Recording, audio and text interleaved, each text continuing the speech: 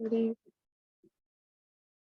So, aloha and welcome to the 10th annual I Teach 808 Empowering Hawaii's Teachers in Technology Conference, sponsored by the Augustine Educational Foundation and Sacred Hearts Academy, Honolulu. My name is Jennifer Nur, and I'll be facilitating this session. We're so honored to have Mark Hines join us today and share his expertise through a 90-minute presentation named 10 project-based learning tips and tricks that leverage technology. Please be aware that we'll be recording this session. If you don't like being recorded, you may consider turning off your camera during the session or reviewing the recording afterwards. The recording will be made available on YouTube and shared on I Teach 808's website a week after this event. And without further ado, I'll turn it over to Mark. Aloha and good morning, everyone. I apologize. I had a little gaffe getting us set up. I'm an ed tech guy and I still screwed up. So thanks for hanging in there while we were going. The topic here is 10 tips and tricks using technology.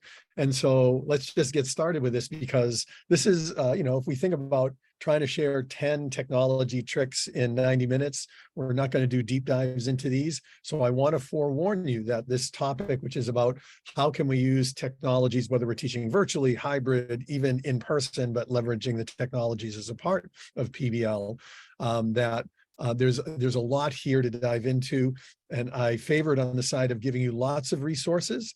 So there's actually over 100 slides in this presentation. Most of them have hyperlinks to the documents I'm talking about. And so my hope is that I'll tantalize you enough with some of these topics to have you think, ooh, that's something I haven't thought of and I want to go forward with. Just a quick thing about me, if you're not familiar with my journey to this point. I've been an educator for 40 years, and I've been at Mid-Pacific Institute for 37 as a math, science, technology teacher, technology director, and leader of our project-based learning initiatives and now professional learning at Mid-Pacific. But I'm also, some of my lenses are, I'm an avid paddler and I'm a coach of canoe paddling. We just finished our ILH season at Mid-Pacific in canoe paddling.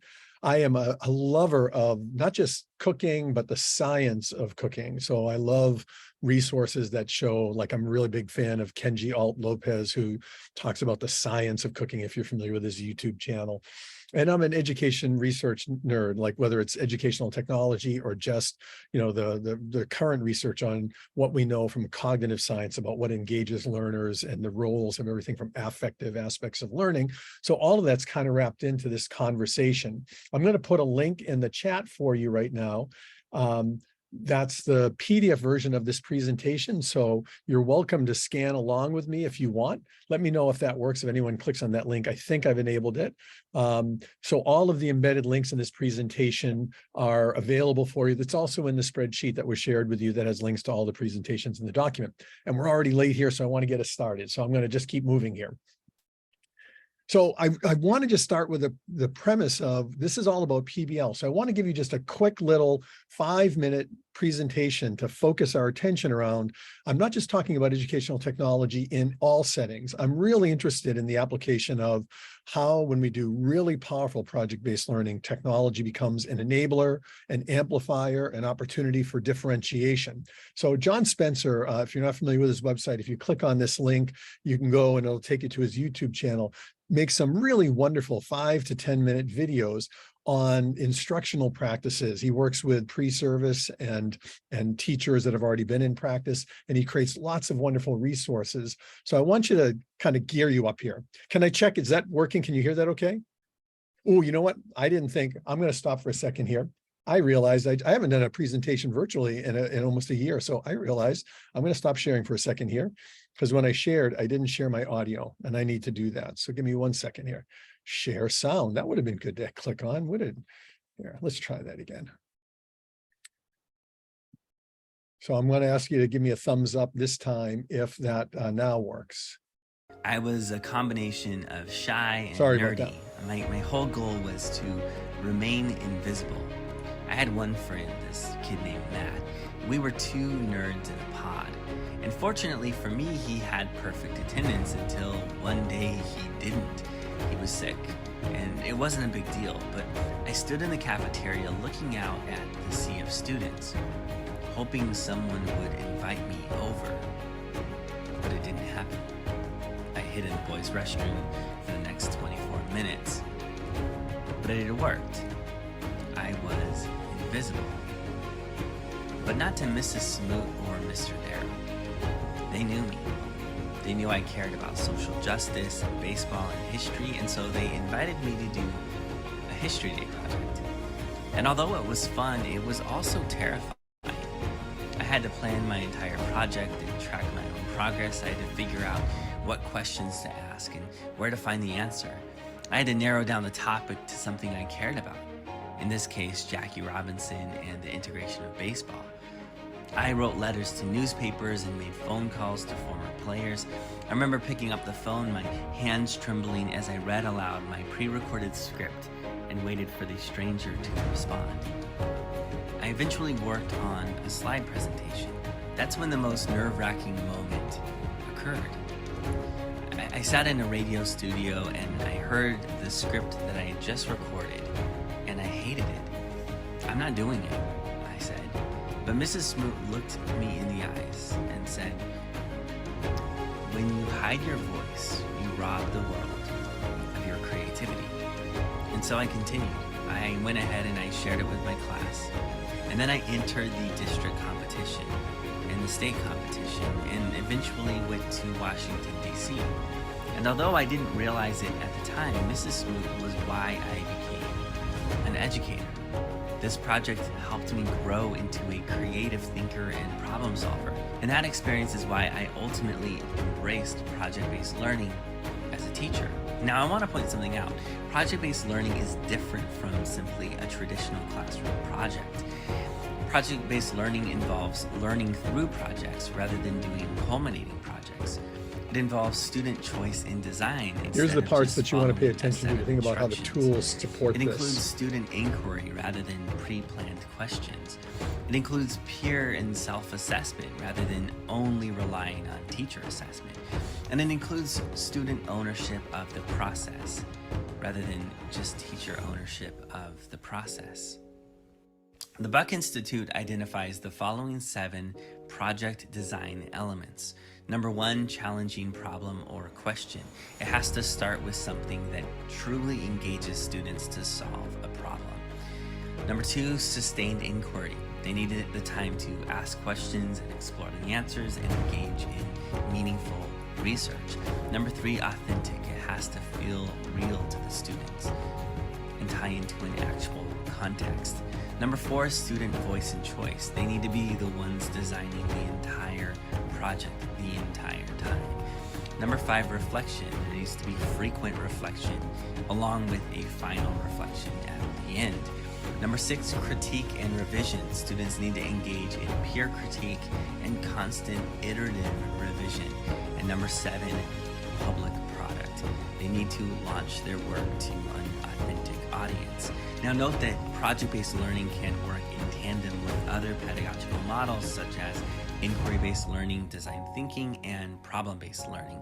But the key idea remains the same, that students are engaged in meaningful projects. And I'm going to cut him off Project-based there learning in less with than what 5 he's minutes. talking about. So those characteristics are what I want you to sort of put your lens on as we walk through these 10 tips and tricks. If I could, just so that I know who's in the room, I would love it if you would take a moment and in the chat, I'm going to ask you to give us 3 things.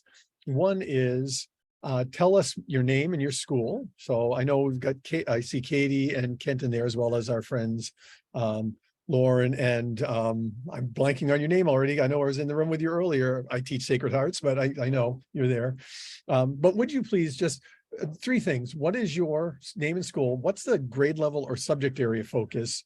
And maybe if you can think of just what you just heard there, it's like, I had a moment like that when I was in, 3rd grade, we did bug science and we went out in the field and collected bugs. A memory I remember vividly where it was a really good project.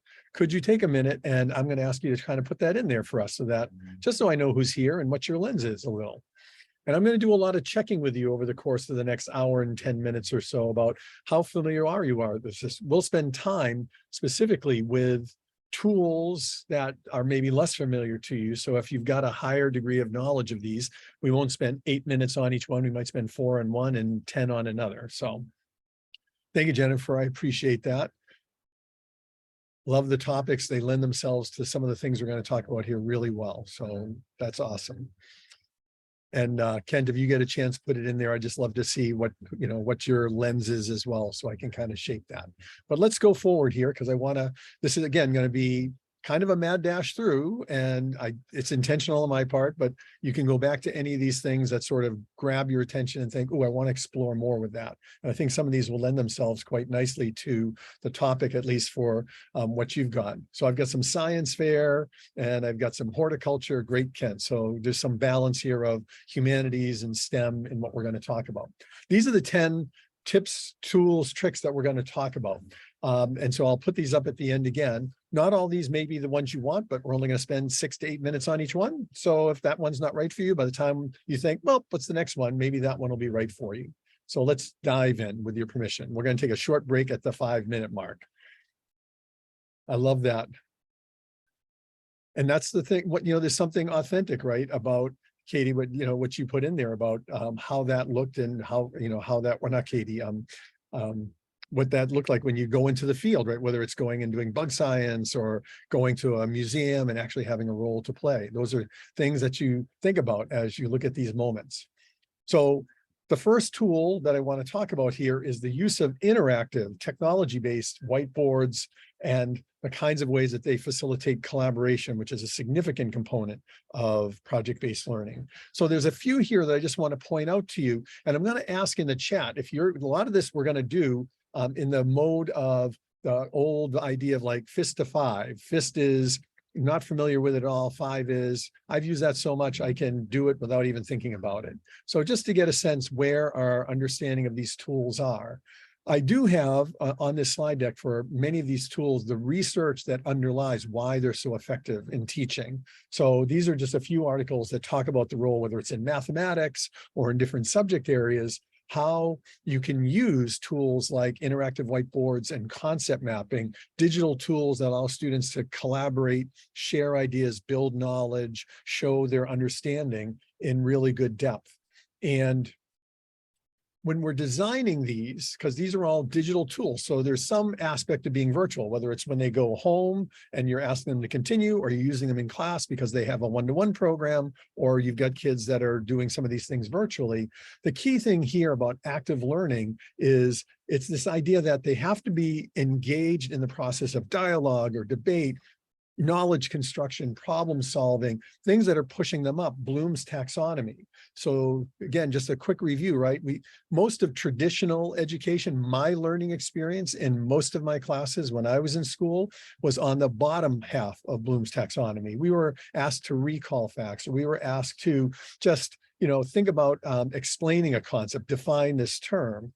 When we really do well-defined projects, they by their nature require students to push up this scale, to evaluate or to analyze, to do something new, to use the information in interesting ways that they're learning.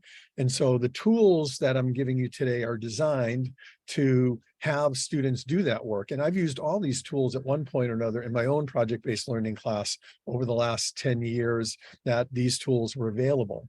One of the tools that I've used in the past to help me shape that, I'm going to mention this a few times through this presentation, was this wonderful tool that was designed about 12 or 13 years ago by Alan Carrington, was in Australia. And it's a wheel where the inner circle is Bloom's taxonomy: create, analyze, apply. And then there's action verbs in the next outer circle. And then the one beyond that is the kinds of activities that would lend themselves to getting to those verbs. And then the outer part of the wheel, again, this was designed about 10 years ago, are the web-based or mobile app-based tools that support that kind of thinking. So for example, when we think about interactive whiteboards, they include things like students creating checklists, building mind maps. If you look at that right square, things like doing simulations or giving presentations or mapping out what they're doing. And so I use this wheel to help me frame my thinking around what do I want students to be doing when they're working on my project. And then I start thinking about the kinds of activities that if you walked in my classroom, you would see my students doing, and then what tools would support them doing that. And so one of the tools that I've used a lot in my classroom, both when I was teaching virtually as well as when we were in class together, were interactive whiteboards. There's a link here to this article from Common Sense that just talks about different whiteboard apps and their value. By the way, I know there's a weed whacker going on in the back right now. They decided to start cutting grass in the yard next to me. Please let me know if there's too much noise. I'll close my windows. I hope it doesn't sound too bad here. So I want to just show you 3 examples of interactive whiteboards. The first one is something that most folks are familiar with at this point. When I started showing this back in 2020 at the beginning of COVID, when we were supporting a lot of PBL teachers who had to teach virtually entirely, Jamboard was a pretty new tool for folks. So here's where we're going to play the fist to 5 game. In the chat, can you give me a sense? Like 5, I completely understand it. I can teach it. 0, I don't think. So in the chat, if you can put a 1 to 5, just what you know of Jamboard. So I see Katie give us a 2, a 4. And I'm going to keep moving. I know there's only a few of us in the room, so I'm not going to hold things up because time is tight. Thanks, Kent. I appreciate you putting it in. So we're kind of have a range here. So I'm going to focus on this one out of the 3 because it's the lowest hanging fruit one, but I want to give you some higher end examples as well in just a minute. So there's a link here to a video that's a really nice one that just talks about how to use Jamboards in education. I'm not going to go there right now from the sake of time, but there's a link here if you think, oh, I want to learn a little bit more about how to use Jamboard in my class. But what I do want to first show you, most of these, I'm going to show you an example of what these look like in practice, and then we're actually going to open it up and see what it looks like and kick the tires on many of these tools for the time we've got. This is my co-teaching partner, Yuichiro Masuda. And he was working with students virtually. You can see on the right side, he's got a window of Zoom where he's got 20 students, and they were working together on this board. This was actually an activity on the chemistry of cooking. So you notice here, there's pictures of food. He's talking about biology, chemistry, and he was inviting his students to participate with him to put ideas on the board with him. So he was guiding their thinking as he was allowing them to interact. They were bringing their voice to the Jamboard. So there's lots of examples of how that looks. I'm going to ask you to jump in with me right now. For those of you that know Jamboard, you'll be a little bit faster at this, but I'm just going to pick right now. By the way, this works on all platforms. So whether you have Chromebooks, mobile devices, laptops, students have access to some kind of form of technology, you can use it with them. So I'm just going to jump out right now. And again, I want to remind you, the PDF version of this has many of these links, so you can jump in. These are just some of the Jamboards that I've used in professional learning over the last couple of years where we've done this. I'm just going to pull up one of these from a presentation I gave a couple of years ago where I was asking participants to think about how would you add value to a bicycle to make it even more enjoyable to ride on. And so what they got was a slide that looked like this. So I'm going to put a link to this right now in the chat, and I'm going to ask you to join me here for just 2 minutes. So I want to show you what this group did, but I'm going to invite you to just try to play here. In Jamboard, so I hope you can find it. Please post in the chat if you ever find links don't work or you have a question. This is really for you, so I want to make sure we address the questions that are coming up for you. But in Jamboard, there's just some very simple tools on the left side. This is completely free. It comes with a Google Suite. You can create as many of these as you want. So there's a pen tool, there's an eraser tool, there's a sticky note tool. You can put images in here. You can put objects like circles, squares, and you can even put text boxes in here. You can also use a laser pointer. So like I can show you like, oh, this group, when they were working on this here, you can see that they were creating a battery that went on this bicycle because they were trying to think about what a rechargeable battery would do to make a bicycle ride more enjoyable. So I want to invite you right now in 1 minute or less to just add something to this board right now, some text, a drawing, an object, maybe a sticky note with your ideas. So all you have to do is just click on one of the objects that's in here and just type something. But here's the thing I want you to think about is we're talking about ways in this to ask students to have voice in their work, for me to collect evidence of student participation and learning. And a Jamboard gives me powerful tools to collect and get a sense of my students participating. When my students do this, they would put their name on their sticky, because then at the end of the class, I can go back and make sure all of them participated. Right now, you'll notice at the top, you're all anonymous, because when you came into this document, you're not logged in on my Google Suite on my side. But when my students logged in, I could make them so that I could see who they were in there. But so you get a sense here of what that looks like. I'm going to click through these slides a little while you're on this slide. So you can see these are all examples of what this looked like. So imagine this from an assessment standpoint. This is the ways that we can engage students to participate collectively, to share ideas, to build, even when we're working virtually. So that's Jamboard. Again, I know these are all going to be like quick, because we're just kind of giving you a quick run of what this looks like. So I'm going to jump out of Jamboard right now and keep moving here, but you're welcome to hold on to any of these tools. We're recording this anyhow, so you can always go back. So if you love Jamboard, play with it some more. That's one example of an interactive whiteboard. That's a very simple version. There's a higher end tool called Explain Everything, which I want to kind of just paint for you. When you go to that resource, if you really are thinking, ooh, interactive whiteboards have power that I didn't really think about a tool like this. First of all, can I just get a sense, fist to 5, how familiar you are with Explain Everything? And I'm going to check the window here while I'm keep moving here to keep things moving. If you're not familiar with it, which I see one's on the board right now, there's a little video here that explains what it does. But here's the thing that I want to show you. I'm going to show you a very quick part of this video. This is a student in a math class who was asked to demonstrate how they solved a problem. So imagine in a typical math class, we give kids homework, they take it, they bring it back, and we see their work, but we didn't see them do it in front of us. And we have to ask the question, what was their thinking really like? They went off the wrong path, or I'm not sure that they did it themselves. Take a listen to this video real quick to gauge the difference with a tool when like the stakes how are this high, could work. your tone matters. But first, Grammarly's an advanced tone advertisement. suggestions can help. Because when you All right, Mr. Feeney, here is the answer to the question you asked us to write out and then talk about. So we had to factor this quadratic equation. So it's x squared minus 7x minus 18. The first thing I did right over here was I took the multiples, or the factors, which then you multiply them to get negative 18. So, and that's all I'm going to show you right now. The point is the higher level version of an interactive whiteboard is one that allows all participants to record. You can create things. I used this as a tool when I was helping students remotely. I was tutoring kids, and we would use an interactive whiteboard together, and I would start writing on and say, now tell me what you're doing, and they would write, and we would talk back and forth.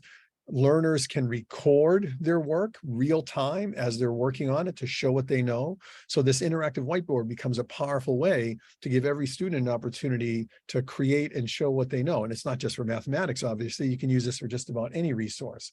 So that's the next level up in a tool like Explain Everything, where you can do that. One of the nice things with Explain Everything, I'm going to just open it up to show you the interface real quick, is when you're in here, you can use a variety of formats. So here it's loading my account right now. I'm just signing in with my Google account.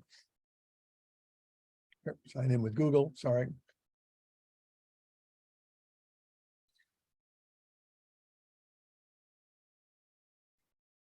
So you can see this is one of my tutoring sessions with a student I was working with. We were just doing it remotely. She was in Kailua, I was in Makiki. We were able to talk back and forth like we were in front of each other, writing on the board, looking at our ideas.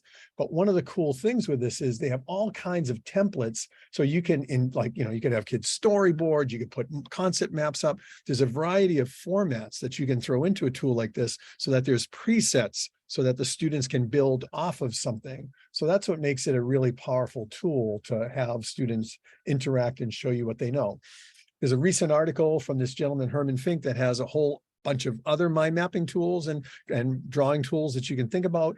One example is a tool like MindMeister. So I did some master's work back in the 90s around the importance of concept maps and giving students an opportunity to show what they know. Can I just get a sense of fist to 5? Don't worry about if it's MindMeister, but do you use concept mapping tools with any of your classroom?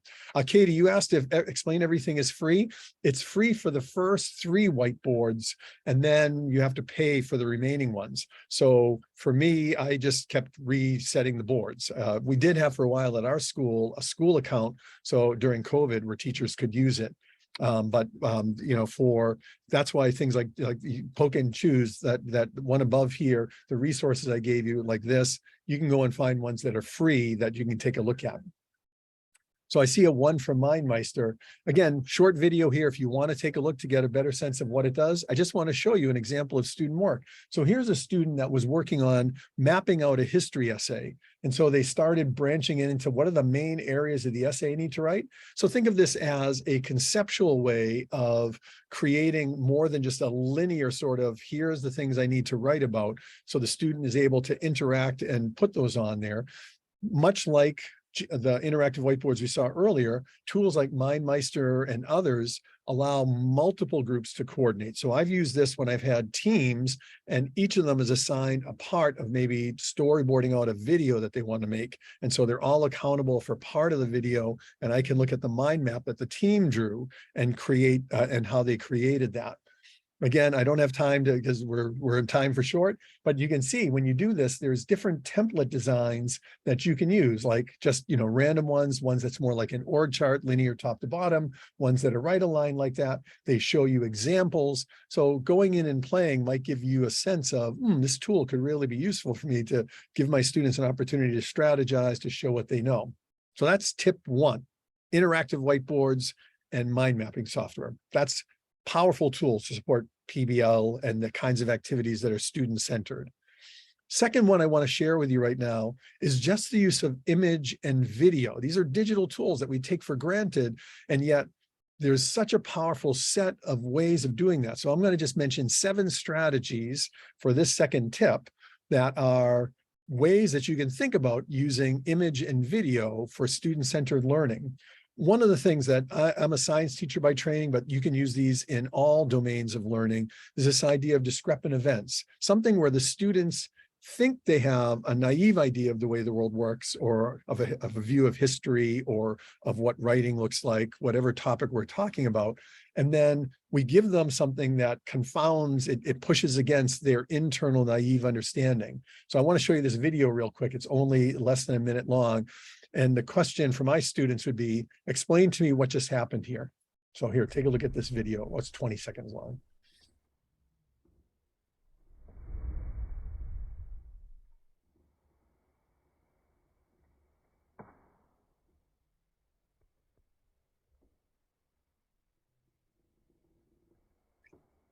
That opens up a wondering, right? Wait, how did that relight? It wasn't even near the other one. Don't you have to touch it to do it? One of the things I've done for these slides, this was an hour-long presentation just on this topic alone, so I'm giving you sort of just snippets of this, is for each one of these, I've embedded a thinking routine from the Harvard Project Zero folks. So for this one, I use the Think, Puzzle, Explore thinking routine. There's links in the deck for all of these, so you're welcome to go in. The Harvard Project Zero folks have made all of their thinking routines publicly available under Creative Commons licensing. So you can go to their website and use any of these. They're wonderful prompts and ways to deepen students' thinking in all of these kinds of activities. So that was one strategy, just showing them something discrepant that challenges their notion. A good way to start a unit, just to say, do we really understand what we're talking about here? Second one is, how do we tap into their prior knowledge? Because as teachers, we know they don't come in as blank slates. And there's an article here from Teacher Leadership about how often do you actually tap into prior knowledge for students. Here's an example of an image. So in a history lesson, we might be investigating our understanding of the Civil War and the whole pathway to everything from Jim Crow laws. Here's a picture from the Civil War that the prompt that's in here is a picture word inductive model, and there's a link for it here.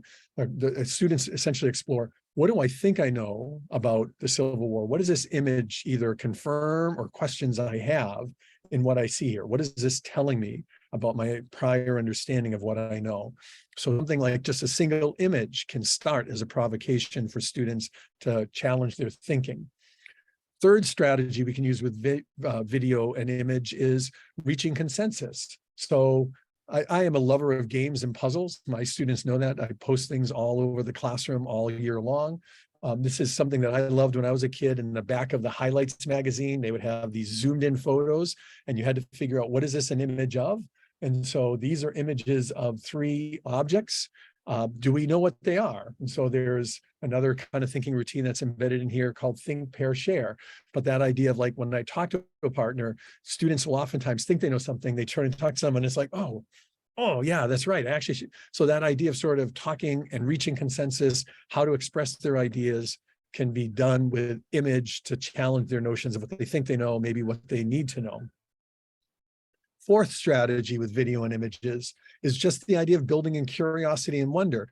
One of the things that happened during COVID was teachers started looking for resources outside of their classroom, which they didn't have anymore. So there are these wonderful sites like this one that's been set up that is at Explore. And I just want to show you an example of this. I used a lot of these with my students to just get them started thinking at the beginning of the day. These are live camera feeds from all over the world. So this one right now is a turkey barn in New York City, and it's a live camera. So my students would come into class and I would just have a live camera feed going, and just to engage them to think about, what are we seeing in this frame? What's going on? What's happening? Where is this? Why is, like, the weather looks different than us? Sometimes there's snow on the ground. It would just get them already curious and prime their thinking for the day. So the idea of engendering a sense of curiosity and giving them something to think about, what's going on here? What do I know? What don't I know?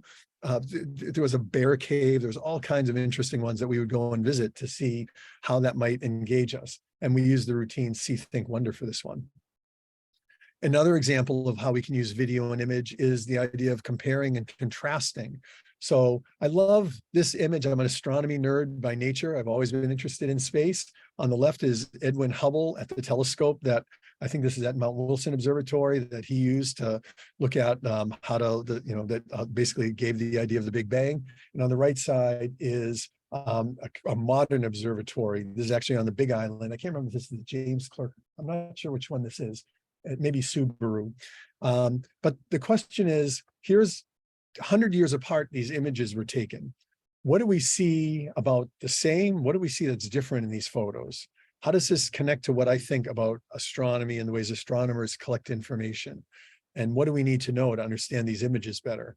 So that idea of compare and contrast to assess, this idea of checking knowledge and then asking, where's the gap between these things and how can I fill it in?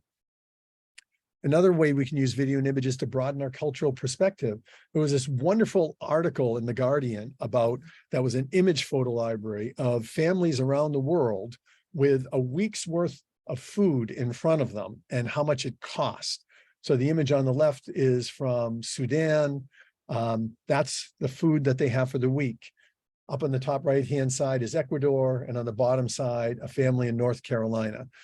It creates a sense of these different pictures are the same opportunity. We ask a family to tell us something about what they do to provide meals for a week. And then we start to unpack, what does that tell us about the cultural differences, the socioeconomic differences? Are there evidence here that we need to understand better how different cultures look at the way that they sit down and dine together? And the article goes into depth and explains these photos much more. So that idea of just images alone can broaden that for us. There's ways we can use video and image to strengthen our critical thinking. This is a picture that was really wonderful from the New York Times that was of families pre and post childbirth. And so this idea of when we look at these images, and there's a whole image set, this is just two of a series that are in this link that you see there. There's some really striking things in these images that tell us about the journey through life that parents undertake. And there's, with students, and a broader understanding of sort of the empathy of what that's like for parents as they see their child grow in front of them and then eventually leave the home. But that idea of like, what is it that I see in these images that are telling me something about the journey of these adults in this image and what has happened? So images like this can really push our critical thinking, our ability to look and to try to be the video journalists and the detectives to try and figure out what's the story that's underneath these images.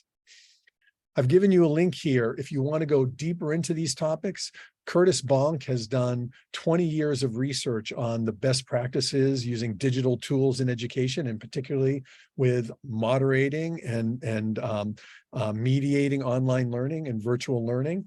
The book he's provided, which has 100+ activities that use virtual tools, is here. It's free, and it's a really wonderful resource to sort of seed your thinking around those ideas.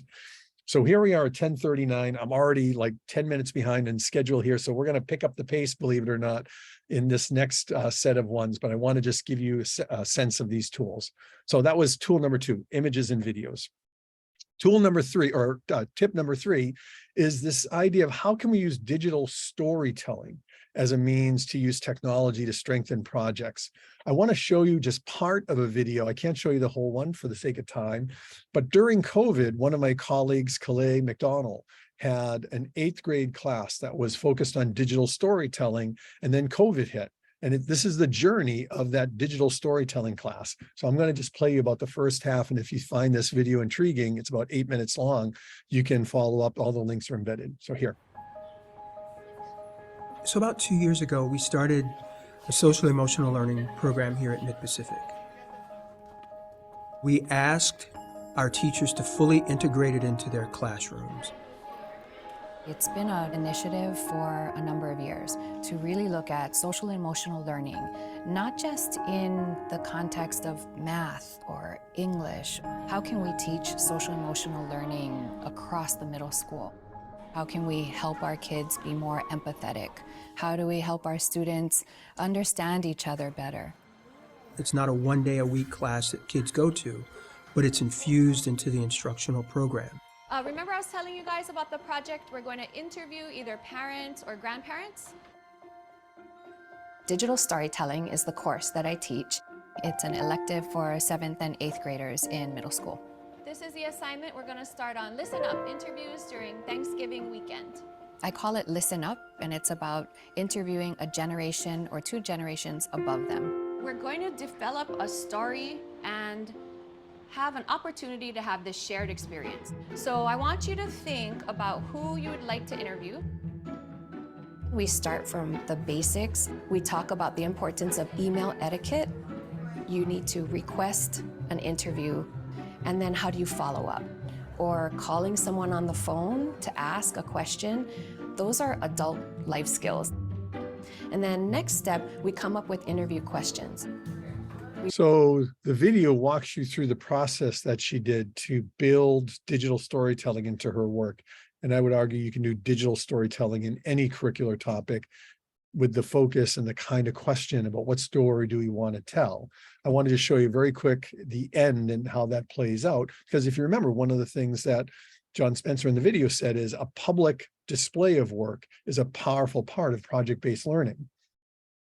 And they talk about COVID hit in the middle of this project. A day in the quarantine life. And I told them, you just need to document your day.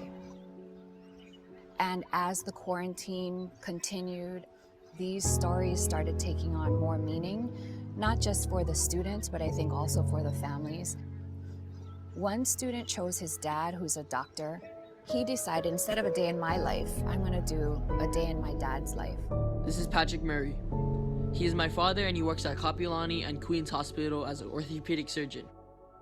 The student put this video together as a thank you to his father for putting his life on the line and still going to work and being able to help others in this time. So if you want to see a little more about the structures of that, there's information there on that, within that. So the challenge I ask for you in the disciplines that you're in is, what story might your students tell? What stories do they have to tell that are not separate from the curriculum, but are embedded within it? And it might be in a mathematics class, my journey as a mathematics student and how I've become better at solving problems. Or it might be talking to someone in their family who's struggled because they're maybe dysgraphic, and they talk about how they've had to approach mathematics differently. There's storytelling, and the tools that our students have in front of them now are incredibly powerful. Almost all of them have access to a camera that's on a mobile device, or we have access to these schools and our tools in ways we never had before. So don't forget that these are tools that the students are really well versed with, and our support for them is to help them think about ways to use that to tell stories that fit within the work that we want them to show us learning in. Tip 4 is this idea of just formative assessment and the ways in which we can collect that kind of assessment. And so, especially during COVID, when we were working with students online, this idea of how do we collect evidence of learning, not just a test at the end of a unit, that's a summative. The power of learning, and the power of learning in a project particularly, is the means by which we give students opportunities to continually show what they're learning. Where did they start today? Where did they end up? What feedback do they need? What's the next best thing they can do to advance their learning, to get deeper into it, to better understand how to apply that information?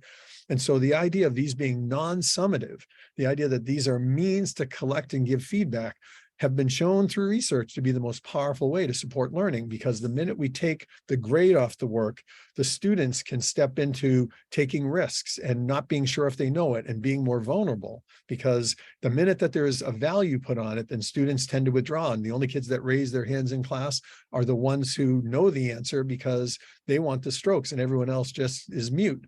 So what are the ways that we engage all of our students to do that? Digitally, there are simple tools in what we have. The one that we've got right here in front of us, the chat window in a virtual environment, is a means for formative assessment. We can collect evidence of students. And so there's ways to think about how you might use that with your students. Again, it might be that you're in person now and you're not using these virtual tools as much as you used to. And yet there are still ways to use maybe notes if you're doing a virtual meeting with the librarian, or you've got a community contact outside of school, and you looking at what was put into the chat window to help you gather information about the kinds of things the students were thinking and doing. Because we know at the end of every session, you can download and capture the chat. So with my students, when we were using tools like Zoom, I would make it clear, one of the things that we've agreed is you're going to be actively participating in this conversation with this expert today. I'll be downloading the chat window at the end. I expect all of you to use the kind of questions you've already generated in class before we went into this meeting with them, so that you can show me that you're engaged in what they wanted to do. There's a simple tools just like a Google form. And I know this sounds like, don't we use Google Forms, all of us? But one of the things that most people don't think about, oh, I thought I had that linked in a way. Oh, here it is on this one. I'm not going to have you, well, if you want, I'm going to give this to you to take right now. So let me go back to that slide. If you want to try this real quick, I'm going to copy that link address. This is the form that I've made. So imagine this is a formative right now.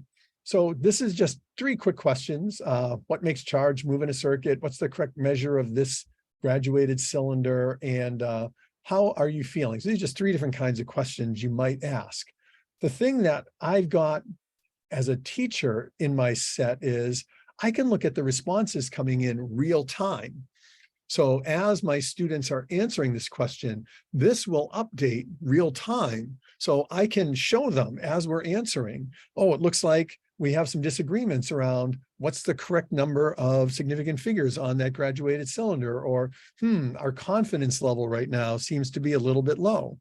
So a simple tool like even a Google form allows me to do formative collection of data that takes almost no time for the students to do at the end of class. Think of it as a digital exit ticket. So I can see before they leave, okay, I'm still waiting for 3 of you to respond. We're not leaving until everyone responds to the question. So who hasn't responded right now, let's get you in there. How are we doing right now on this topic? So as this is happening, can you see that update real time? These are, most people don't realize, because you typically don't look at a Google form till the end of collection, but it updates live as answers are coming in. So you can observe that and get a sense of what your students know. So even a simple tool like a Google form is a powerful way for formative assessment. And even just something as simple as a Google Doc, which is a tool we all started using, or the equivalent of it if you're in Microsoft Networks or anything like that. But some digital tool that students can collaboratively write on, and we can see what's being constructed. So when I would put my students into breakout rooms and we would have a common Google Doc, I could be monitoring the doc and think, group 3 doesn't look like they've added anything yet. And I could jump over to that Zoom room and say, it sounds like we haven't got a problem. We haven't got a solution yet right now. What are we talking about right now, people? And then they would say, oh, we can't agree with, so it gave me a means to give them both feedback and to monitor the activity that was happening in my class. So these are all live read digital tools. We do these things in practice in our classroom with poster paper and Post-its and whiteboards and holding up your hand, but there's digital versions of this that we can use as well. And the beautiful thing about them is they record the results and they have the history of those so that we know who added what when. So they're powerful as even more focused and personalized, because we can really see what happened and we've got a record of it. So one of my challenges for you is think about using one of those more regularly in your work. We're almost halfway there. Tool 5 is a modeling one. Now, this is going to be not just for mathematics, but I know this will sound like just a mathematics conversation, but there are some really wonderful tools that digitally allow students to create and think about the kinds of modeling that they use. I've linked this resource. The idea of mathematical modeling is a really powerful tool in economics, in science, in mathematics, even in things like art. And I'll show you an example of an art one that I did with my students. So this idea of using tools that can use mathematical thinking to produce some kind of output that shows understanding is really powerful. It's a way for students to show, to represent, to make predictions, to think about data differently than just getting an answer, but using it to analyze a situation. And again, on that pedagogy wheel, it fits well within this idea of analyzing and applying. This has tools like data analysis, tools like Wolfram Alpha, which we'll take a look at in a second here. There's some wonderful tools that help students create mathematical understanding that fit within this. So the first tool, that's the low-hanging fruit one, is this tool called Desmos. And I'm going to go quickly for this only because time-wise, with who's in the room, this may not be your right tool, but I want to explain it real quick. Can I just see a fist of 5 just to get a sense of how familiar are you with this tool, Desmos? I see a 4. I see a 1. So some 1s and some 4s. Very quickly, there's I've given you a link for most of these tools. There's a tutorial or a very quick intro video. So this slide has that. I'm not going to show it to you. It's there if you want to go back. But I want to show you a couple of examples. So I used this in my STEM class a few years ago when I had a 10th grade integrated physics and algebra 2 class. We were exploring second order equations. And so my students, their challenge was to play with equations in a way in which they had to generate zeros that were both above and below the horizontal and vertical axis, and then summarize how they got that. So this is an example of one student's work and the graphs that they did. The beautiful thing about Desmos is it allows you to look at functions and look at the form that those represent. So whether it's looking at inverse relations or it's looking at quadratics, it allows you to really dive deep into numerical play. And that's really a powerful tool for students because the old school way of doing this with graph paper and you had to make a function, you had to plug in 1, 1, 2, 2. That has one function or one purpose in our mathematical thinking, but just exploring functional representations and what they do is powerful. The culminating activity for my students was to create a piece of artwork and then have to create the mathematical functions that underlie that. So this was the artwork the student created first. And then they had to do all of the functional representations that lent to reconstructing this with the mathematics underneath it. And that actually fit many of the national standards on mathematics thinking, things like representing equations, solving them, creating equations that describe numbers of relationships. So it was all standards-based work. But for the students, it was an exploration of function and form that was really powerful. I've left you an activity description, and if you want to see what that looks like, I want to just pull this up really quick for those of you, since there were a couple of ones, just to show you how easy this is to use. So I'm going to just open up Desmos right now as a calculator. The interface is very simple. Graph paper on the right, function on the left. So if I just put in y equals x plus 1, There it is. Oh, wait, I want, let's try and see, well, what happens if it's a -1? So let me make a different one here. Y equals X minus 1. Oh, those are parallel. What would I do to make one that's not parallel? Y equals 2X plus 1. Did that do it? Oh, that's different. I wonder. So it very quickly, the entry point for students using it is very low. There's a whole set of embedded when you sign in with an account of pre-done activities. There's a gallery of incredible work that math teachers, art teachers, science teachers have created. I have found this tool when I show it to my students, it's something they'll pull out and they have TI-84 graphing calculators. I don't mean to be too dismissive. This is the gateway to mathematical joy. The calculator then becomes the tool that lets them explore that maybe with the kind of form that maybe their curriculum and their math class is aligned with. But just that ability to quickly be generative in exploring mathematical form and function is really powerful. So that's an example of that. I'm going to leave that site. So that's Desmos. There's another wonderful tool that I support a lot of teachers in the state with called graphical analysis. There's a free version of this tool. I'm not even going to ask you if you've used it before because most of us aren't math teachers here, but I had my students using this tool extensively in my STEM class because it allowed them to collect data, analyze it, and try to make meaning with it. So students might be like looking at a particular motion, collect data, and then when they report it, have to explain what's the mathematical representation that best explains this phenomena you observed. What this tool did was it allowed my students to be the scientists. It allowed them to collect data, make meaning, make summaries, look at the ways in which the data might have been problematic because it wasn't a perfect fit. You can see this line here, not quite a perfect fit. We could have conversations around what might have been some of the causes of that.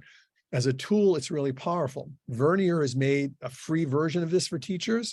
If you have Vernier equipment at your school where you've got sensors like, force sensors and pH sensors, then the pro version allows you to do really deep mathematical analysis and to collect the data from instruments. But even just the free version allows students to do analytical work that's tied to everything from pre-algebra all the way through calculus in terms of analysis of mathematical form and function. And so my students would use that as a means to explain their work in what they were doing. The last mathematical tool I wanted to show you for modeling is Wolfram Alpha. Can I get a quick sense here in the window? How many of you have played with Wolfram Alpha? Can I ask on a fist to 5? Because if you haven't, oh my goodness, you got to take a look at this tool. So first of all, this is not a search engine. This is actually a really unique thing. Stephen Wolfram created this tool over a decade ago that it's a computational engine with the best data sets from all over the world. And there's a video here where he talks about how you can teach kids real math with computers. I highly recommend. It's a TED Talk. It's wonderful. But I just want to show you what it looks like real quick here. So I'm going to open up the web version and just show you how or why this might intrigue you. So one of the things when you go to Wolfram Alpha, oh, here, let me put this in the chat window for you. I haven't done that in a while. If you want to play alongside me right now, I recommend you get in here and just try a quick query. So what's something you want to calculate or that you want to know about? So let's say we wanted to say, I just wanted to know the largest cities by population in the world. So I'm just going to do it in natural language. So I'm going to say, oh, I got to spell it right though, I guess. Largest population.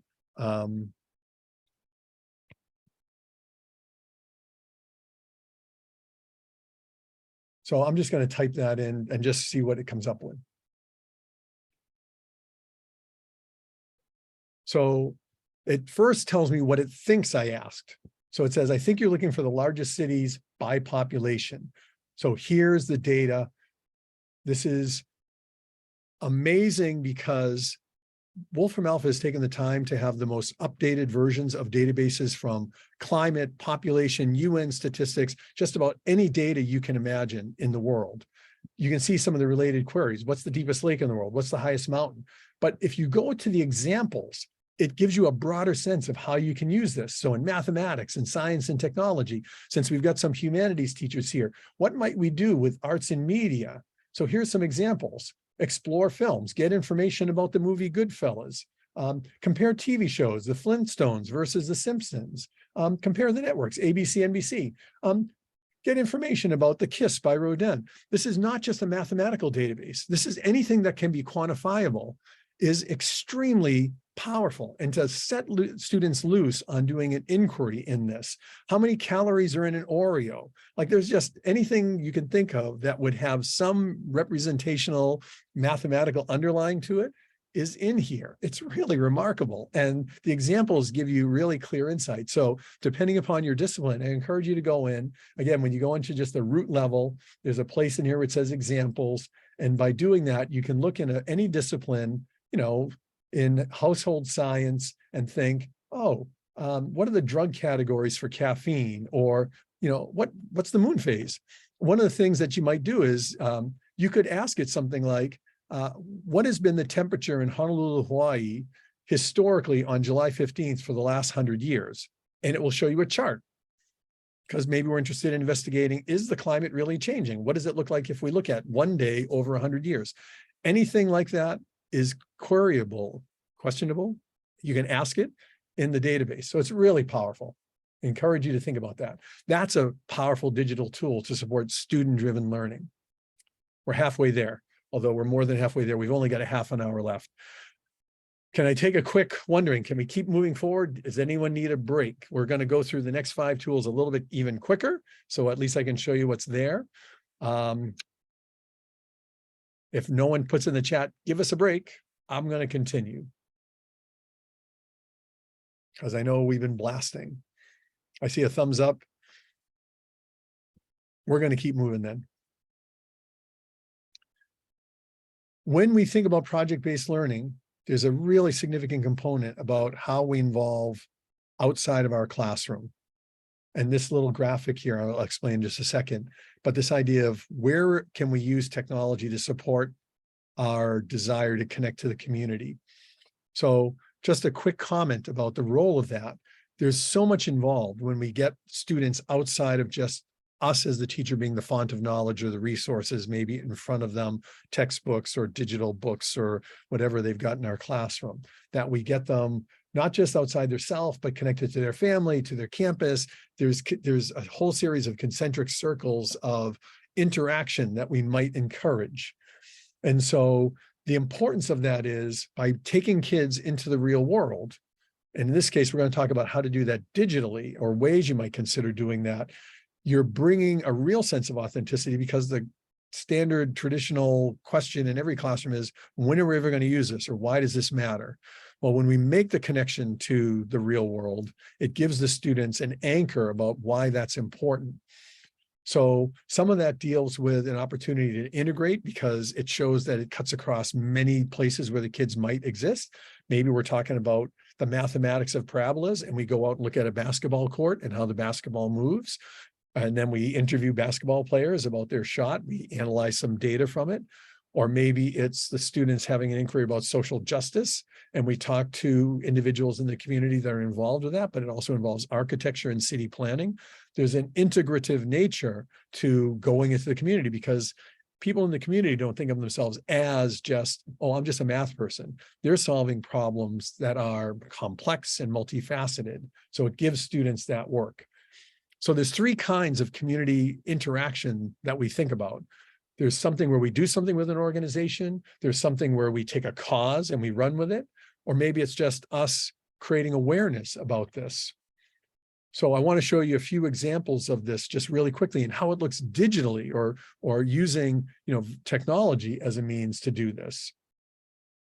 So here's a model where there was one partner that the teacher had decided, and they built a curricular experience around that. And so the teacher had this set of community partners that they thought that they might be able to tie this work to. And you can see some of the topics here. We usually think of students going out and having to leave school, or people coming into our class. If there's something that COVID did that made it possible to do more than we used to be able to do, it's the familiarity we have with using video as a means of connecting to the community. So I'm going to slide through some of these examples right now, where the students were doing some interactions using service learning. And I want to show you a specific example of that. So part of that was when our students were presenting their work, they were able to do it during the school day and invited their community partners who on their schedule came in at 10 a.m. on a Thursday, who maybe couldn't have left their office where they were, but were able to, using digital technology, come in and interact with the students as they presented what they were showing.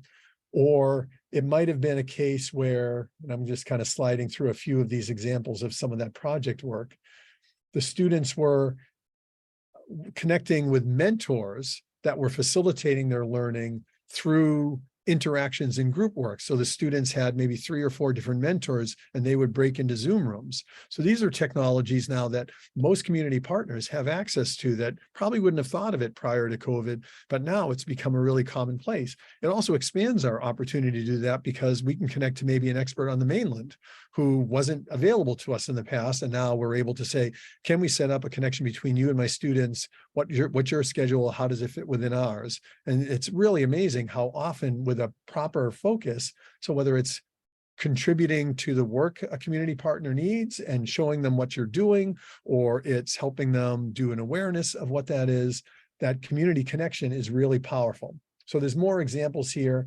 and you can take a look at those. But the power of connecting to community through technology has become amplified by the reliance on video and doing what we're doing today, right? We're all connected through this interface that's allowing us to share knowledge across miles of distance between us. Here's tip 7. This idea of discrepant events is a big one. I mentioned it a little bit earlier when we talked about image and video. There are so many powerful effects when we challenge students' notion of what they think they know versus what they do know. And in Reggio Emilia approach, which is an early childhood approach to teaching and learning, it really lies on students' own natural curiosity and their understanding of the world. They use the word provocation, which is kind of that same, and I've given you here a definition of what that looks like. But it's this idea that we provide an environmental experience that challenges students to respond, ask questions, check their own knowledge. So there's all kinds of interesting examples that you can use. It could be a science video that needs exploration. You can look at these later if you want. I gave you some examples here of what those look like. It could be a mathematical one. This is a really interesting phenomenon. You look at these two pictures, and 4th grade students, by and large, when they see these, think the object on the left has a larger area than the object at the right. And yet when they're shown this picture, they realize, oh, actually there is the same.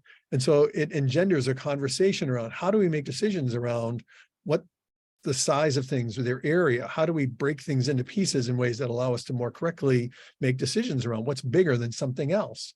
So something as simple as that. And there's a whole database and library of these kinds of experiences that we can leverage. Or it could be a historical event that we think we know what it is. Paul Harvey, I used to love listening to on the radio, those of you that remember the whole story, right? And he would tell the story and we think we would know the answer. And then he would tell us the rest of the story. And it was this exploration of, we think we knew what happened. And then we unpack the actual history of it and realize that's actually not what happened there. So that idea in historical analysis about discrepant events and telling the whole story is powerful. So you can think about what kinds of topics lend themselves to maybe a discrepant event or a provocation that will engender a sense of curiosity in students. And there's more examples here of provocations in Reggio spaces. The Exploratorium has a whole virtual tour now, so you can go through and actually see examples. If you've ever seen the Exploratorium in San Francisco, it's an entire museum full of discrepant events that challenge students' ideas of what they think they know about the natural world. So there's lots of examples of this from a historical analysis. This is Monticello, maybe, I'm trying to remember. But you can take virtual tours now. There's just so many wonderful tools that we have been given access to through, people's use of these kind of virtual understandings. 3 more to go. This is a new topic for us, and I wanted to make sure we included this. I just added this week because when I first proposed this presentation, this wasn't even on my radar back in December. Can I get a sense of how many of you have heard of and on a scale of 1 to 5 have played with Chat GPT. Because if you haven't, you're either going to be so excited or you're going to think to yourself, how am I ever going to teach again now that this tool exists? Let me explain what we're talking about. I'm going to play you just a little bit of this video. This is another John Spencer video that he just made a few weeks ago about this generative artificial intelligence that is going to infiltrate our world in a way that even today people are grappling with, and educators' minds are blowing up about, if you haven't had a chance to talk about this in your domain. Let me play you just a little of this, and then I'm actually going to jump in and show you what this looks like to explain why, A, you need to know about it, and B, not to be afraid of it, but to embrace the opportunity that this provides. Just a very quick intro. The artificial intelligence revolution is here. Can you that hear might that okay? sound like hyperbole. After all, the world looks the same. The revolution didn't arrive with Skynet and robots or with blade-running cyborgs. It's been subtle. Autocorrect here, Grammarly suggestions there, an autofill option in Gmail and Google searches, a small chat at the bottom right-hand corner of a website. And most recently with ChatGPT, an artificial intelligence chatbot that answers questions. If you're imagining Siri or Alexa or even Clippy, rest in peace Clippy, it's so much more than that. ChatGPT can write original essays, compose song lyrics, create stories, and generate original lines of code. AI can make up a recipe for an apple cobbler and then a workout plan to help you burn off those calories from that apple cobbler. Last week, I tested it out. I wanted to see if it could answer one of the writing prompts I used to give my middle schoolers, asking whether or not we'll have flying cars. And this was the answer. Pretty good. Definitely original, but not in the voice of a middle schooler. So I asked ChatGPT to write it in the style that a 12-year-old could understand. And here's the result. Simpler in vocabulary, syntax, even style. But what about making a claim and backing it up with a fact? I tried it a third time, and here was the result. Not perfect, but decent. And here's the thing. This is just the beginning. I asked ChatGPT to create code that would allow a Raspberry Pi to make my Christmas lights blink. It not only created the code, but also the instructions and a disclaimer. If there's anything else you're going to do today after seeing this, and if you have not gone into ChatGPT, it's time. I want to show you that just for a second here. This is my ChatGPT window. I've queried this database already 100 times. Someone gave me a packet of something called Liquid IV yesterday, and I thought, I wonder what I can learn about Liquid IV. So I said, what does the research say about the product Liquid IV? And it said, well, I'm not aware of any scientific research. However, it's a product that claims this. Well, I said, okay, then tell me, are the ingredients safe and good for me? And it told me this. I have been using this tool in my professional life now as my assistant. So as an example, I asked it, The artificial can you tell me a few examples of how you could use ChatGPT in project-based learning? This is word for word what it said. ChatGPT isn't what you think it is. It's not a simple database.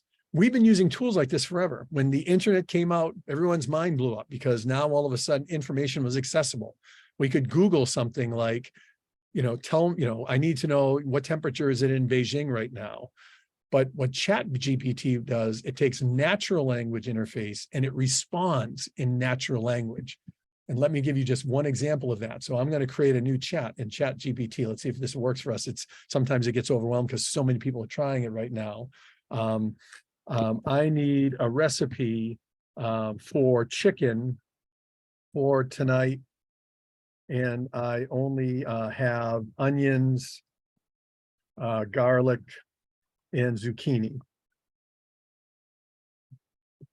I have to reload it. Wait, I'm going to copy that. So if you haven't been on it in a little while, sometimes you got to reload.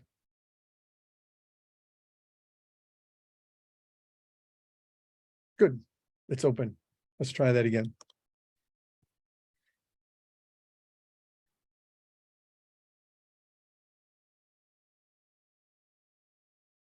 Keep in mind, this is just an intelligent agent. This is not a person. And this is the first 2 months of its release into the real world. It is beta version. It's given me the ingredients. It's telling me how to prepare it. This is not from someone's recipe. It's using the world's information to construct an original recipe based on a query I gave it. It works this fast. When I asked ChatGPT, tell me how to design a presentation titled 10 Tips and Tricks for Doing Project-Based Learning with Technology, it gave me today's agenda by and large. It is an amazing experience to play with and then to start using. I have given it drafts of emails and said, how does this sound if I want to talk to this principal about an agenda for a workshop next week? And it will say, this looks pretty good. I noticed you did this. You might want to give 2 more examples because that's kind of missing from your response. You have to actually try it to believe the power that it has to do the next layer. Like I could say, I have tomatoes, 2. And I had a typo there, but that's okay because it knows how to read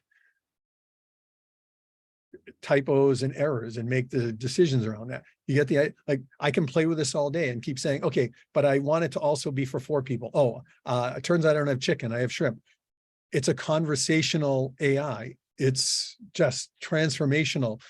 And it's a challenge because if our work with students has been giving them lower level things to do, give them a prompt. I never see what they do. I say, go home tonight and write an essay about the Civil War. ChatGPT can do it for them. And it's not traceable because it's original. The AI is not copying someone else's work. The AI is creating original work. If you put in the same prompt twice, you get 2 original answers. So for teachers, it's either a nightmare or it's an incredible opportunity. So that's why these students could use ChatGPT to help them conduct research by generating summary of sources or providing information on a specific topic. Imagine having the world's best experts giving advice to a student's query in the language of a 12-year-old. That's what ChatGPT can do powerfully. And it can also subvert the process if we don't understand how it can be used. So if we're doing projects, for me, all of that work is happening in front of me because projects don't happen at the end, they happen in my class. So ChatGPT supports queries, inquiry, deepening, broadening, differentiating responses. I encourage you to look at it to get a sense of how it can be used powerfully and how it can be used inappropriately. Because like any technology, there is no, it's all good or it's all bad. It's all how we use it. So that's ChatGPT. Had to give its moment in the sun. We've got about 10 minutes left here. 2 more tips for you in this idea of how do we use digital technologies to support project-based learning. I am a lover and have been for 20 years of the opportunity that technology has brought to look at maps and databases and to visualize them. So I want to just show you 3 quick tools. If you're not familiar with them, I encourage you to look at them. First of all, there's a boatload of data about why things like maps and visualization of data are powerful ways to tap into the multitude of ways that students can attach to information with imagery and with form so that they understand better. Not all students understand in linear and text form. So what are the ways we can represent information that are powerful? Infographics are another example of that. There's a few research articles here to support the claim. It fits well within the pedagogy wheel. There's sections here that talk about creating mapping and doing summaries and graphs and using data as a means of charting. So we know it fits well within that. So I want to show you 3 examples real quick and just ask you to take a look at those with me. While I'm showing you this, can I ask how many of you are familiar with the features of Google Earth and what it does? So I see a 4. I'm going to load this right now because I want to show you something that some people haven't realized are part of that, but I'm just interested to see where you're at with it. So I'm just loading Google Earth right now. And so we know you can just go places on the earth here. But one of the things folks have, sometimes we only know the things we know. On the left menu bar, there's a place here that looks like a little compass wheel, and it's called Voyager. I'm going to select that right now. This has all kinds of resources that have already been built in to allow me to go and take a voyage over time, over space, into different aspects. And there's games built in. So we can do something like, here's a quiz on archaeological sites. These are all built in and available within Google Earth. So it's more than just an image of the earth that we can go in and look for places. They've built in all kinds of resources. Here, let's just take 2 quick questions here on our archaeological knowledge. Question 1, let's see, I'm going to ask you to put this in the chat. The 1922 discovery of Pharaoh's tomb sparked a worldwide obsession with its treasures. Which of these, A, B, or C? I'm going to give 2 people. I see a B. I'm going to get 1 more person to respond. I'm going with the B because we are short on time. I see another B. So if I click on B, watch what it does. So it gives my students a test of knowledge. It pulls me in through Google Earth to the actual site. It gives me information about it. So it's much more than just a 3D image of the earth. There's rich ways to query and learn through Google Earth as well. So that's one digital tool I encourage you to think about and the ways it might be useful in your class. National Geographic has a tool called MapMaker. Can I get a sense in your chat? 1 to 5 or 0 to 5. Have you seen National Geographic MapMaker? Ah, excellent. I see a 5. And a 3.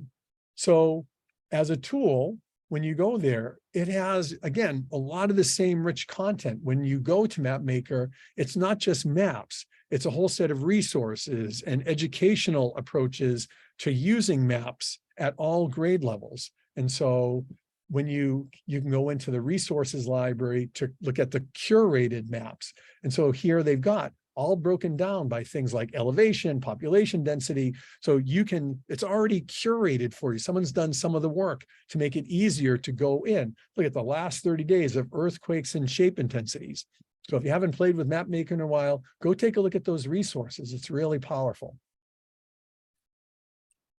Can I see how many folks have played with the tool Gapminder on a scale of 1 to 5? There's a beautiful talk here from Hans Rosling. He passed away recently, which he just was kind of like another hero of mine, like Stephen Wolfram, thought about how to make data accessible to the public. So if you haven't seen it, I want to show you a very quick example of it here. This is what a data set looks like in Gapminder. But the real power of it is it uses this idea of GIS, layers of data to represent. Here, sorry, I went to the wrong place. So I'm going to just show you a quick example of why a tool like, the link I had, I should have checked this one. Here, we'll just go to the root level. Oh, the interface has changed since the last time. Well, I don't have time. If you take a look at the video, you'll get a sense of what the tool looks like. Yeah, I'm not sure where that went. Let me see, is it here? Here we go. One of the things that Gapminder does is it animates data. And so I'm just going to pick the one that's on here right now. So this is income level. The bubbles you see here are individual countries. Size indicates population. This is from, so on the bottom axis, you see here income. This is data from the UN, GDP, and life expectancy. And what we're going to do is look at it historically over time. Here, let's play it real quick. From 1800. Again, each one of these dots is a country. At any point I can pause it. I can look and see, which one is that one? That's, okay, that's me. Wait, which one went up high here? What is that one? Oh, that's France. So, 1843. Ah, yeah. So, we're well into the Renaissance. The French Revolution is somewhere going to happen in here. When we ask the question about how has the world's socioeconomics, I want you to take a look. The big one here, of course, is China. Watch what happens to China near the end of this time frame. 20s, 30s. I'm going to pause here for a second. Can you guess what the green one is? That's us. So 1942, the US becomes one of the leading countries in terms of life expectancy and in terms of wealth. Now watch what happens from 1942 to present day.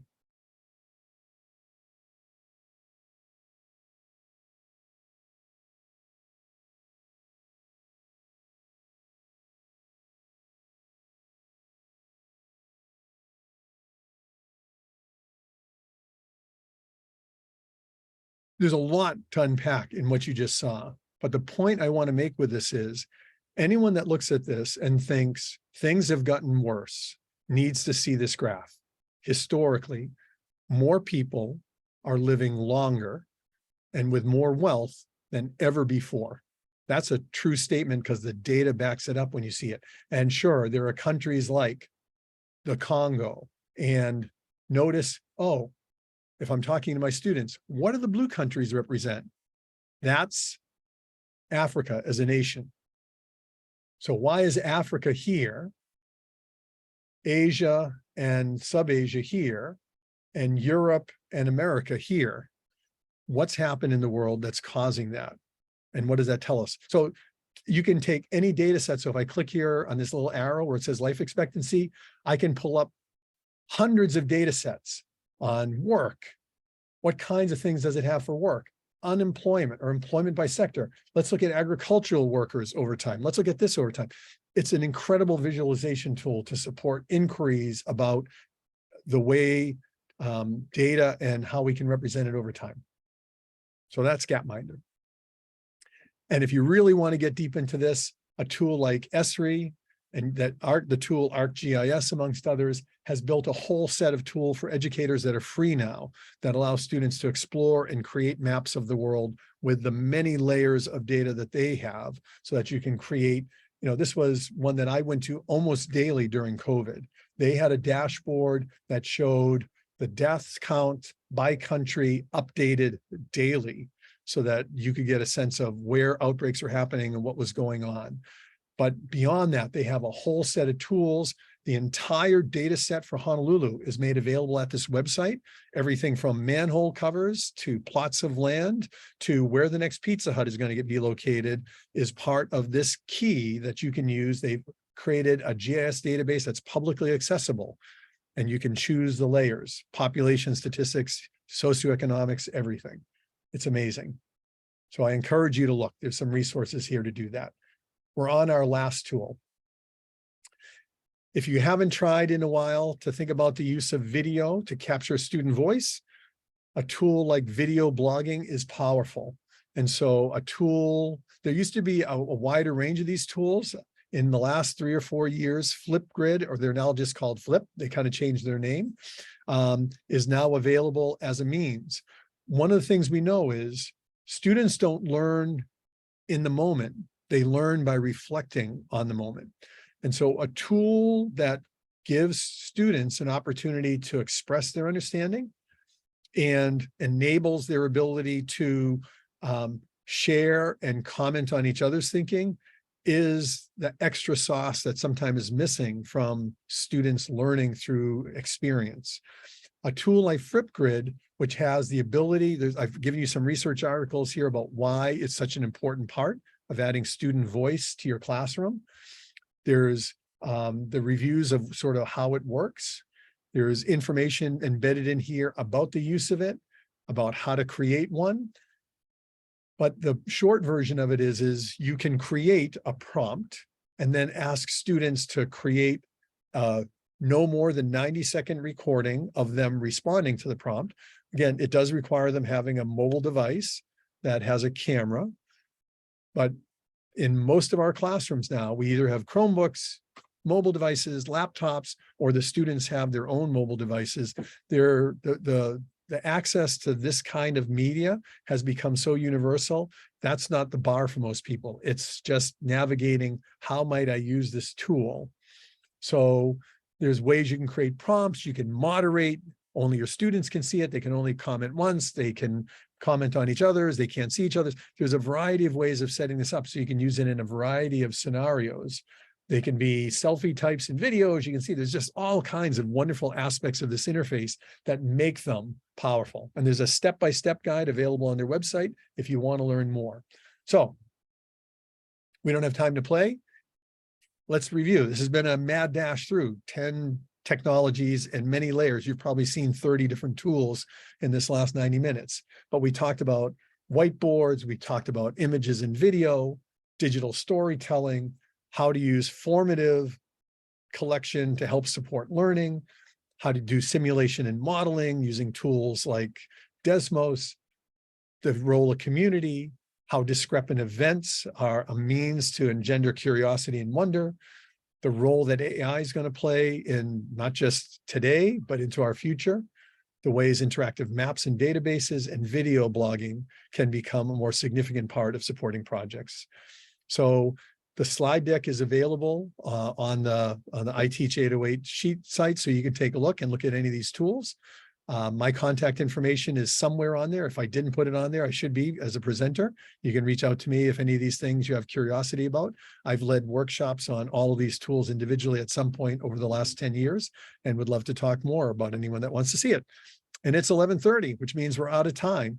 I can stick around if anyone wants to ask questions. I know there's only a few of you in the room, but I appreciate the mad dash you've let me lead you through in this hour and a half that we've had to explore, 10 hours worth of content in 90 minutes. So I thank you for coming and being part of this conversation and work. Thank you. And a big mahalo to you, Mark, and for everyone's participation. We hope that you all found this session helpful and made some valuable connections and learned some new tools. A special thanks again to our sponsors, Sacred Hearts Academy Honolulu and the Augustine Educational Foundation for making this conference free for the past 10 years. Please help us by completing the survey on the website iteach808.com. I just put that link in the chat so that we can continue to receive grant funding. You will also receive a certificate of participation after completing the survey and automatically be entered to win one of the $10 Target gift cards if you complete the survey by February 4th. The survey will also be sent to the email address that you registered with. Please make sure to check your spam folder for any emails from iteach808hawaii@gmail.com. And thank you again for being here today. Feel free to join the other sessions coming up and have a wonderful day. Thank you, Jennifer. Thank you.